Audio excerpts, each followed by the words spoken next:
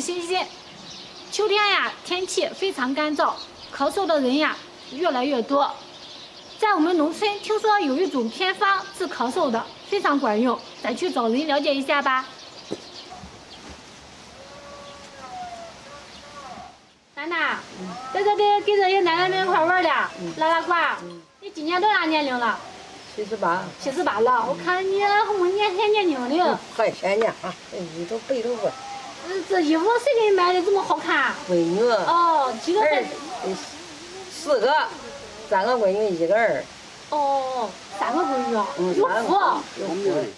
楠楠，现在是秋天季节了吧？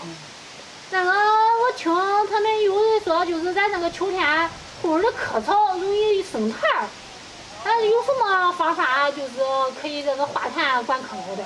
除了人就说的喝那个梨水啊。哦，喝梨水。让杯子焖那个梨水喝呀。让杯子焖，是不是切成片儿呢？让热水烫。让切成片儿。让开水一冲。焖那里头，焖到那个杯子里头喝呀。还长别的东西吧？还没见长别的。我记得人家说的长什么？长冰糖。长冰糖。哦，长冰糖也管咳嗽。这个管乎的。管。也管点。也管点。这会儿都是有点怎么都上医院，医院的，反正那么每个医院都在那边。哦，你说的这个方法，奶奶是不是只管让那轻一点的，就嗓子不舒服啦，是吧？那严重了还是不管乎？严重了还是得吃药，得上医院里看去。是光用当那个泡了杯子里喝，还用小锅煮出来让喝？还有熬的。哦，也有熬的。咱要锅熬。它这个你说奶奶，你说的这个梨是什么样的梨？那的在干物一样的那的，管咳嗽的那的。什么样的？小那的小梨。小梨，还带着皮儿的。带着。哦，带着皮儿带着。哦，还不能削皮儿的。带着。